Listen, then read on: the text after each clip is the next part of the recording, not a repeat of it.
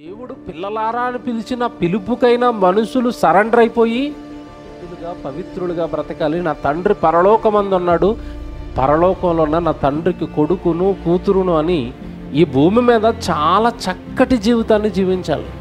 మనుషులు చేస్తున్న తప్పులండి.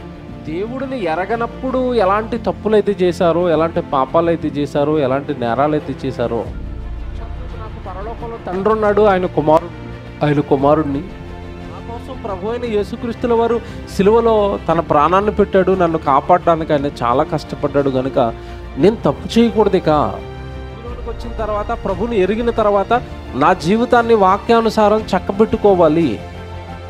నాలో తప్పులు అనేది పక్క వ్యక్తికి కనపడకూడదు, ఎందుకంటే నన్ను బట్టి అతడు బలహీనుడైపోతాడు. నాలో ఏ నేరము పరమందున్న నా తండ్రికి కనపడకూడదు. చివరికి నా మనస్సులో కానీ, నా ఊహల్లో కానీ, నా ఆలోచనలో కానీ, నా తలంపుల్లో కానీ పాపానికి, పాపపు కార్యక్రమాలకు చోటివ్వనంత పరిశుద్ధుడిగా నేను బ్రతకాలి.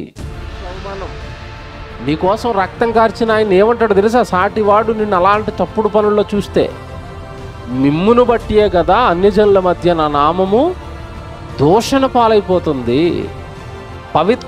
పవిత్రుడు యేసుక్రీస్తుల వారు అనగానే నేరము మోపడానికి వీలు లేని వ్యక్తి.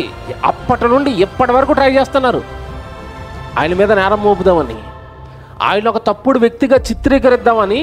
ఆయన బ్రతుకున్న కాలం నుండి చచ్చిపోయి 2000 సంవత్సరాలు అవుతున్నా ఇప్పటికే ట్రై చేస్తున్నారు ఆయన మీద తప్పు మోపుదామని, పాపం రుద్దుదామని. ఎవ్వడి వలన కాని ఒక ఉన్నతమైన పరిశుద్ధ శిఖరం యేసుక్రీస్తుల వారు.